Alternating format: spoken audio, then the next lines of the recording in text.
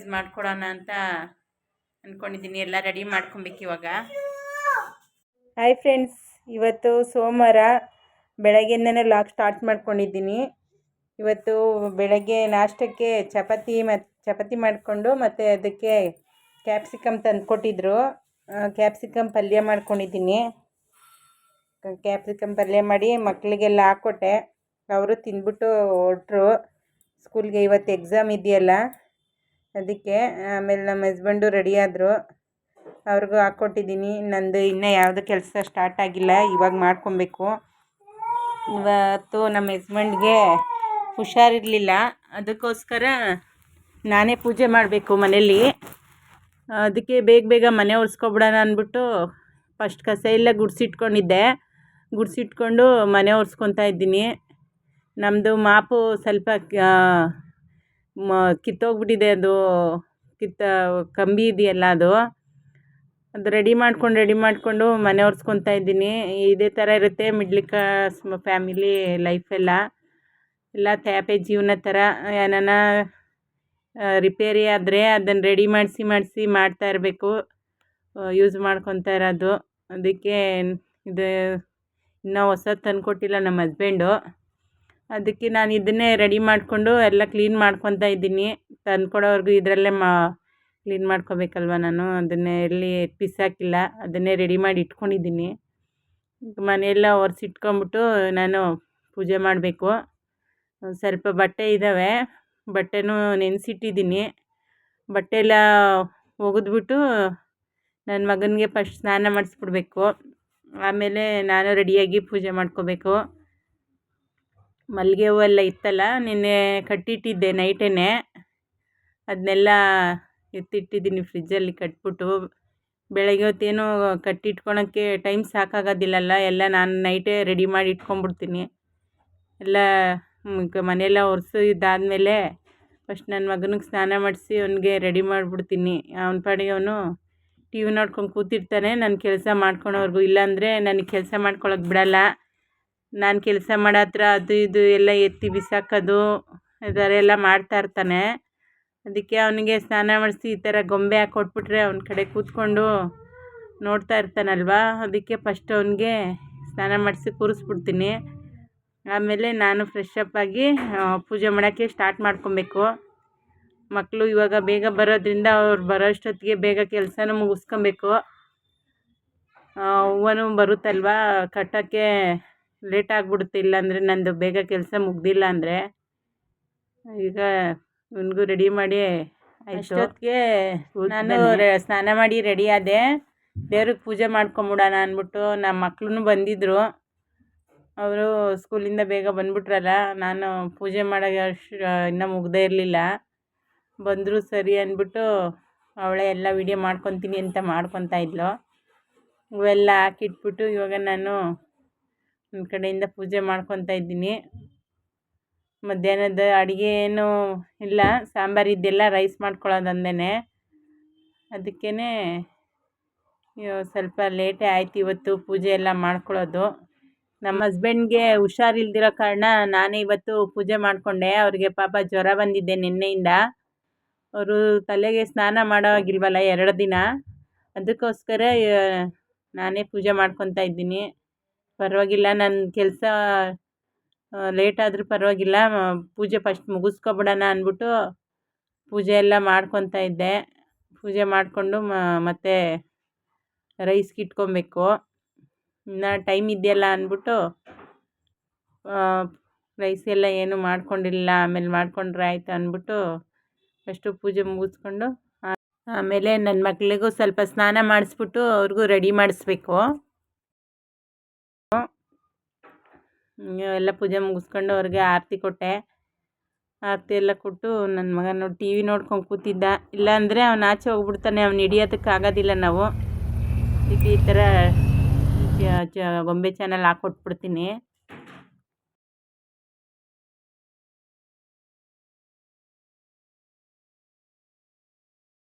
ಪೂಜೆ ಎಲ್ಲ ಮಾಡಿ ಮುಗಿಸ್ಕೊಂಡೆ. ಪೂಜೆ ಎಲ್ಲ ಮಾಡಿ ಮುಗಿಸ್ಕೊಂಡು ನೈಟದ್ದು ಸಾಂಬಾರಿತ್ತು, ಅದನ್ನೇ ಮಧ್ಯಾಹ್ನಕ್ಕೆ ಇಟ್ಕೊಂಡಿದ್ದೀನಿ. ರೈಸ್ ಮಾಡ್ಕೊಂಬಿಡೋಣ ಅಂದ್ಬಿಟ್ಟು ಮಧ್ಯಾಹ್ನ ಏನು ಬೇರೆ ಅಡುಗೆ ಮಾಡ್ಕೊಳಕ್ಕೆ ಹೋಗಲ್ಲ. ಸಾಂಬಾರು ಇದೆಯಲ್ಲ ಅದಕ್ಕೆ ರೈಸ್ ಮಾಡಿಕೊಂಡು ಮತ್ತು ನೈಟಿಗೆ ಬೇರೆ ಏನಾದರೂ ಮಾಡಿಕೊಂಡ್ರೆ ಆಗುತ್ತೆ ಅಂದ್ಬಿಟ್ಟು ಮಕ್ಕಳು ಬಂದರು. ಅಲ್ಲಿ ಇವತ್ತಿಂದ ಎಕ್ಸಾಮ್ ಸ್ಟಾರ್ಟ್ ಆಗಿದೆಯಲ್ಲ, ಓದ್ಕೊತಾ ಇದ್ದಾರೆ. ನಾನು ರೈಸ್ ಮಾಡ್ಕೊಂಬಿಡೋಣ ಅಂದ್ಬಿಟ್ಟು ಈಗ ಕುಕ್ಕರ್ಗೆ ಇಟ್ಟು ಬಂದಿದ್ದೀನಿ. ಹೂವನ ತಂದು ಕೊಟ್ಟಿದ್ದಾರೆ. ಹೂವು ಕಟ್ಕೊಬೇಕು, ಕೆಲಸ ನಂದು ಸ್ಟಾರ್ಟ್ ಮಾಡ್ಕೊಬೇಕು. ಮತ್ತೆ ನಾನು ಸಂಜೆಯಿಂದ ಲಾಗ್ ಕಂಟಿನ್ಯೂ ಮಾಡ್ಕೊತೀನಿ. ಇವಾಗ ಮತ್ತೆ ಸಂಜೆಯಿಂದ ಲಾಗ್ ಕಂಟಿನ್ಯೂ ಮಾಡಿಕೊಂಡೆ. ಸಂಜೆಗೆ ಅಡುಗೆ ಮಾಡ್ಕೊಬೇಕು. ಮುದ್ದೆ ಸಾಂಬಾರು ಮಾಡ್ಕೊತೀನಿ. ಮಕ್ಕಳಿಗೆ ಏನಾದರೂ ಸ್ನ್ಯಾಕ್ಸ್ ಮಾಡಿಕೊಡ್ಬೇಕು ಅಂದ್ಕೊಂಡಿದ್ದೀನಿ. ಪೊಟ್ಯಾಟೊ ತಂದಿದ್ರಲ್ಲ, ಅದರಲ್ಲೇ ಫ್ರೆಂಚ್ ಫ್ರೈಸ್ ಮಾಡಿಕೊಡೋಣ ಅಂತ ಅಂದ್ಕೊಂಡಿದ್ದೀನಿ. ಎಲ್ಲ ರೆಡಿ ಮಾಡ್ಕೊಬೇಕು ಇವಾಗ. ಫ್ರೆಂಡ್ಸ್, ಇವಾಗ ಫ್ರೆಂಚ್ ಫ್ರೈಸ್ ಮಾಡ್ಕೊಳಕ್ಕೆ ಆಲೂಗಡ್ಡೆ ತರಿಸ್ಕೊಂಡಿದ್ದೆ. ಈ ಥರ ದಪ್ಪ ದಪ್ಪ ಇರೋ ಆಲೂಗಡ್ಡೆಯಲ್ಲಿ ಮಾಡ್ಕೊಬೇಕು. ಚಿಕ್ಕ ಚಿಕ್ಕ ಆಲೂಗಡ್ಡೆಯಲ್ಲಿ ಮಾಡಿಕೊಂಡ್ರೆ ತುಂಬ ಚಿಕ್ಕದಾಗ ಬರುತ್ತೆ. ಈ ಥರ ಸ್ವಲ್ಪ ದೊಡ್ಡ ಆಲೂಗಡ್ಡೆದ ಹಾಕ್ಕೊತೀನಿ. ಇದನ್ನೆಲ್ಲ ಇವಾಗ ಸಿಪ್ಪೆ ಎಲ್ಲ ತೊಗೊಬೇಕು. ಫಸ್ಟು ಈ ಥರ ಸಿಪ್ಪೆ ಎಲ್ಲ ತೆಗೆದ್ಬಿಟ್ಟು ತೊಳ್ಕೊಬೇಕು ನೀರಲ್ಲಿ. ಆಮೇಲೆ ಕಟ್ ಮಾಡ್ತೀನಿ. ಮತ್ತೆ ಕಟ್ ಮಾಡಿಬಿಟ್ಟು ಮತ್ತೆ ತೊಳಿಬೇಕಾಗತ್ತೆ. ಈಗ ತೊಳೆದ್ಬಿಟ್ಟು ಮತ್ತೆ ನೋಡಿ ಈ ಥರ ಉದ್ದುದ್ದಾಗಿ ಕಟ್ ಮಾಡಿ ಇಟ್ಕೊತಾ ಇದ್ದೀನಿ. ತುಂಬ ತೆಳುವಾಗಿ ಏನು ಬೇಕಾಗಲ್ಲ, ಮೀಡಿಯಮ್ಮಾಗಿದ್ದರೆ ಸಾಕಾಗತ್ತೆ. ತುಂಬ ದಪ್ಪನೂ ಇದ್ದರೂ ಚೆನ್ನಾಗಿರಲ್ಲ. ಸ್ವಲ್ಪ ಮೀಡಿಯಮ್ ಸೈಜಲ್ಲಿ ಕಟ್ ಮಾಡಿ ಇಟ್ಕೊತಾ ಇದ್ದೀನಿ. ಕಟ್ ಮಾಡಿ ಇಟ್ಕೊಂಡು ಇದನ್ನು ನೀರಲ್ಲಿ ಮತ್ತೆ ತೊಳ್ಕೊಬೇಕು. ಮತ್ತೆ ತೊಳ್ಕೊಂಡು ನಾನು ಬಟ್ಟೆ ಮೇಲೆ ಕಾಟನ್ ಬಟ್ಟೆ ಬರುತ್ತಲ್ಲ, ಅದರಲ್ಲಿ ಒರೆಸ್ಬಿಟ್ಟು ಒಂದು ಪ್ಲೇಟಿಗೆ ಹಾಕಿ ಇಟ್ಬಿಡ್ತೀನಿ.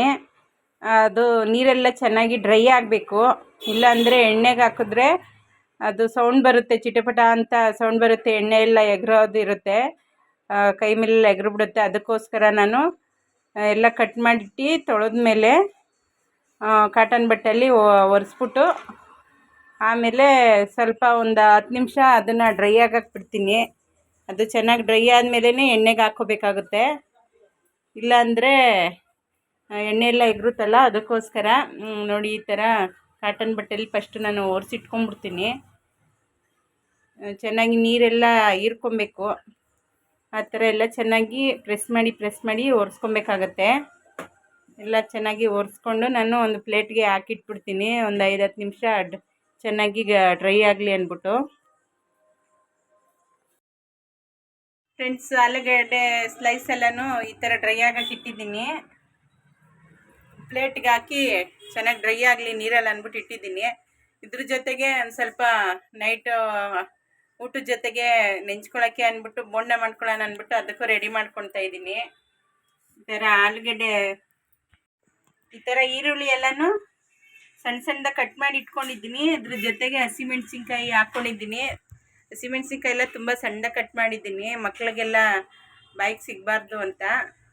ಸಿಕ್ಕರೆ ಖಾರ ಆಗುತ್ತಲ್ಲ, ಚಿಕ್ಕದಾಗಿ ಕಟ್ ಮಾಡಿ ಇಟ್ಕೊಂಡ್ರೆ ಗೊತ್ತಾಗೋದಿಲ್ಲ.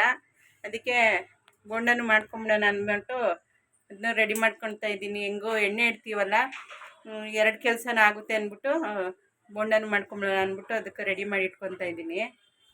ಫ್ರೆಂಡ್ಸ್, ಇವಾಗ ಈರುಳ್ಳಿ ಎಲ್ಲ ಚೆನ್ನಾಗಿ ಕಟ್ ಮಾಡಿ ಇಟ್ಕೊಂಡಿದ್ನಲ್ಲ ಸಣ್ಣ ಸಣ್ಣದಾಗಿ, ಅದನ್ನೆಲ್ಲ ಈಗ ಕಡಲೆ ಹಿಟ್ಟು ಜೊತೆ ಮಿಕ್ಸ್ ಮಾಡ್ಕೊತಾ ಇದ್ದೀನಿ. ಈ ಥರ ಚೆನ್ನಾಗಿ ನಾದ್ಕೊಬೇಕು. ಚೆನ್ನಾಗಿ ಈರುಳ್ಳಿ ಮತ್ತು ಕಡಲೆ ಹಿಟ್ಟೆಲ್ಲ ಹೊಂದ್ಕೊಬೇಕು. ಕೊತ್ತಂಬರಿ ಸೊಪ್ಪು ಸ್ವಲ್ಪ ಜಾಸ್ತಿನೇ ಇತ್ತು, ಜಾಸ್ತಿನೇ ಹಾಕ್ಕೊಂಡಿದ್ದೀನಿ. ಕೊತ್ತಂಬರಿ ಸೊಪ್ಪು ಜಾಸ್ತಿ ಹಾಕಿದ್ರೆ ಟೇಸ್ಟು ಚೆನ್ನಾಗಿ ಬರುತ್ತೆ ಅಂದ್ಬಿಟ್ಟು ಇದಕ್ಕೆ ಸ್ವಲ್ಪ ಉಪ್ಪು ಮತ್ತು ಸೋಡಾ, ಒಂದು 1/4 ಟೀ ಸ್ಪೂನಷ್ಟು ಸೋಡಾ ಹಾಕ್ಕೊಂಡಿದ್ದೀನಿ. ಜಾಸ್ತಿ ಏನು ಹಾಕ್ಬಾರ್ದು, ಎಣ್ಣೆ ಎಲ್ಲ ಹೀರ್ಕೊಂಬಿಡುತ್ತೆ ಅಂದ್ಬಿಟ್ಟು ಸ್ವಲ್ಪ ಹಾಕ್ಕೊಂಡ್ರೆ ಸಾಕಾಗುತ್ತೆ. ಫ್ರೆಂಡ್ಸ್, ಬೋಂಡಿಟ್ಟೆಲ್ಲ ಕಲಸಿಟ್ಕೊಂಡಿದ್ದೀನಿ. ಈ ಥರ ಎಲ್ಲ ಕಲಸಿಟ್ಕೊಂಡ್ಮೇಲೆ ಈಗ ಬಾಣಲೆ ಇಟ್ಟಿದ್ದೀನಿ. ಚೆನ್ನಾಗಿ ಎಣ್ಣೆ ಕಾಯಬೇಕು. ಫಸ್ಟು ಪೊಟ್ಯಾಟೊ ಸ್ಲೈಸ್ನ ಎಣ್ಣೆಗೆ ಹಾಕ್ಕೊಂಡ್ಬಿಡ್ತೀನಿ. ಆಮೇಲೆ ಬೋಂಡ ಮಾಡ್ಕೊಳೋಣ ಅಂದ್ಬಿಟ್ಟು ಹಂಗೆ ಎತ್ತಿಟ್ಟಿದ್ದೀನಿ. ಅದನ್ನು ಸ್ವಲ್ಪ ಕಡಲೆ ಹಿಟ್ಟು ಒಂದು 2 ನಿಮಿಷ ಚೆನ್ನಾಗಿ ನೆನೆಯುತ್ತೆ. ಅದಕ್ಕೆ ಫಸ್ಟು ಪೊಟ್ಯಾಟೊ ಸ್ಲೈಸ್ನೇ ಎಣ್ಣೆಲಿ ಫ್ರೈ ಮಾಡ್ಕೊಂಬಿಡೋಣ ಅಂದ್ಬಿಟ್ಟು ಈಗ ಎಣ್ಣೆ ಚೆನ್ನಾಗಿ ಕಾಯಬೇಕು. ಸ್ವಲ್ಪ ಕಾದಾಗ ಹಾಕಿದ್ರೆ ಎಣ್ಣೆಲ್ಲ ಹೀರ್ಕೊಂಡ್ಬಿಡುತ್ತೆ. ಅದಕ್ಕೆ ಎಣ್ಣೆ ಎಲ್ಲ ಚೆನ್ನಾಗಿ ಕಾದ್ಮೇಲೆ ಹಾಕ್ಕೊಬೇಕಾಗತ್ತೆ. ಫ್ರೆಂಡ್ಸ್, ಎಣ್ಣೆ ಕಾಯಕ್ಕೆ ಇಟ್ಟಿದ್ನಲ್ಲ, ಎಣ್ಣೆ ಎಲ್ಲ ಚೆನ್ನಾಗಿ ಕಾದಿದೆ. ಎಣ್ಣೆ ಕಾದ್ಮೇಲೆ ಇವಾಗ ನಾನು ಪೊಟೊಟೊ ಸ್ಲೈಸ್ಗಳನ್ನೆಲ್ಲ ಎಣ್ಣೆಗೆ ಹಾಕ್ಕೊತಾ ಇದ್ದೀನಿ. ನೋಡಿ, ಈ ಥರ ಚೆನ್ನಾಗಿ ಕಾಯ್ಬೇಕು. ಎಣ್ಣೆ ಕಾದ್ಮೇಲೆ ಹಾಕಿದ್ರೇ ಚೆನ್ನಾಗಿ ಬರೋದು. ಈಗ ಈ ಥರ ನೊರೆ ಬರ್ತಿದೆಯಲ್ಲ, ಇದು ಕಮ್ಮಿ ಆಗೋವರೆಗೂ ಬೇಯಿಸ್ಕೋಬೇಕು ನಾವು. ಕಮ್ಮಿ ಆದಮೇಲೆ ಚೆನ್ನಾಗಿ ಬೆಂದಿದೆ ಅಂತ ಕಾಣಿಸುತ್ತೆ. ಫ್ರೆಂಡ್ಸ್ ನೋಡಿ, ಈಗ ನೊರೆ ಥರ ಬರೋದು ಕಮ್ಮಿ ಆಗಿದೆ. ಈ ಥರ ಚೆನ್ನಾಗಿ ಬೇಯಬೇಕು. ನೋಡಿ, ಈ ಥರ ಕಲರ್ ಬಂದಿದೆ. ಈ ಥರ ಬಂದ್ರೇ ಕ್ರಿಸ್ಪಿಯಾಗಿ ಬರೋದು. ಇದು ಇನ್ನೂ ಒಂದು 2 ನಿಮಿಷ ಚೆನ್ನಾಗಿ ಫ್ರೈ ಆಗಬೇಕು ಎಣ್ಣೆಲೇ. ಇದು ಹೀಗೆ ಬಿಡ್ತೀನಿ. ಮಧ್ಯೆ ಮಧ್ಯೆ ಈ ಥರ ತಿರುಗಿಸ್ಕೊತಾ ಇರಬೇಕಾಗತ್ತೆ. ಫ್ರೆಂಡ್ಸ್, ಈಗ ಇದು ಚೆನ್ನಾಗಿ ಬೆಂದಿದೆ. ತೆಗೆದಿಟ್ಕೊಂಡಿದ್ದೀನಿ. ಇದಕ್ಕೆ ಉಪ್ಪು ಸೇರಿಸ್ಕೊತಾ ಇದ್ದೀನಿ. ನೋಡಿ, ಈ ಥರ ಬೆಂದಿದೆ. ಈ ಥರ ಇರಬೇಕು. ಉಪ್ಪು ಮತ್ತು ಖಾರ ನಿಮ್ಗೆ ಎಷ್ಟು ಬೇಕು ನೋಡಿಕೊಂಡು ಖಾರದ ಪುಡಿ ಹಾಕ್ಕೋಬೇಕು. ನಾನು ಅಚ್ಚ ಖಾರದ ಪುಡಿ ಹಾಕ್ಕೋಬೇಕು ಇದಕ್ಕೆ. ನನ್ನ ಮಗನಿಗೆ ಯಾವ ಥರ ಇದೆಯನ್ನ ನೋಡೋ ಕ್ಯೂರಿಯಾಸಿಟಿ, ಅದಕ್ಕೆ ಓಡ್ ಬಂದು ತೋರಿಸು ಅಂತ ಇದ್ದಾನೆ. ಇದು ಬಿಸಿ ಇದ್ದಾಗಲೇ ಈ ಥರ ಮಿಕ್ಸ್ ಮಾಡ್ಕೊಬೇಕು. ಇಲ್ಲಾಂದರೆ ಅಂಟೋದಿಲ್ಲ. ಎಲ್ಲ ಕಡೆ ಈ ಥರ ಚೆನ್ನಾಗಿ ಮಿಕ್ಸ್ ಮಾಡ್ಕೊಬೇಕು. ಇನ್ನು ಮಿಕ್ಕಿದ್ದು ಇನ್ನೊಂದು ಬ್ಯಾಚು ಈ ಥರ ಬೇಯಿಸೋಕೆ ಹಾಕ್ಕೊಂಡಿದ್ದೀನಿ.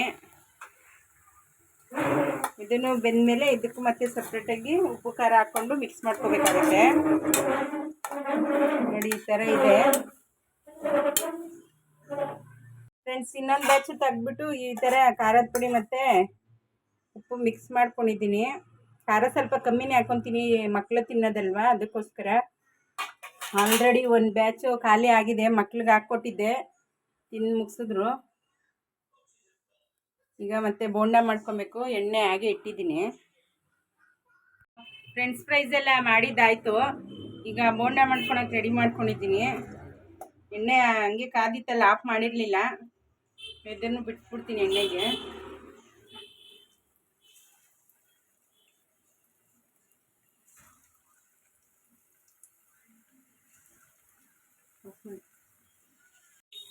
ಫ್ರೆಂಡ್ಸ್, ಈಗ ಬೋಂಡ ನೋಡಿ ಈ ಥರ ಚೆನ್ನಾಗಿ ಬೆಂದಿದೆ. ಬೋಂಡ ಹಾಕ್ಕೊಂಡಿದ್ನಲ್ಲ, ಇದಾಗಿದೆ. ಇದು ತೆಗೆದ್ಬಿಡ್ತೀನಿ.